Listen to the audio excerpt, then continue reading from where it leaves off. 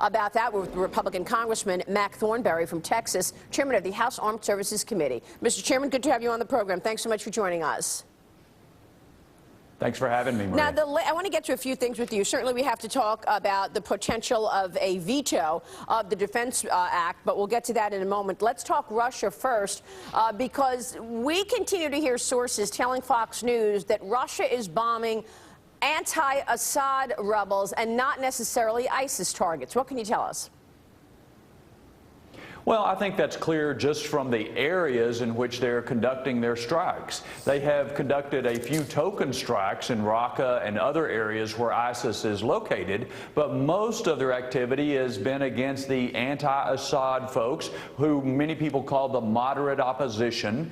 So clearly they are trying to strengthen Assad and also reassert themselves as a major power in the Middle East. It's historic. Yeah, while they're basically pushing President Obama around because they're just doing whatever they want, despite the U.S.'s opposition to this.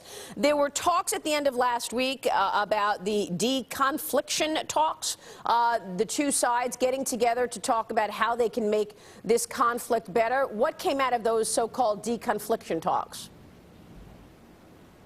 Well, we don't know the details because, as you mentioned a few moments ago, the only thing the administration has told us in the last week is they intend to veto the bill that supports our troops. But the tone is set. Remember, Russia came and gave us a message that says, you, the United States, better not fly your airplanes in these places at these times.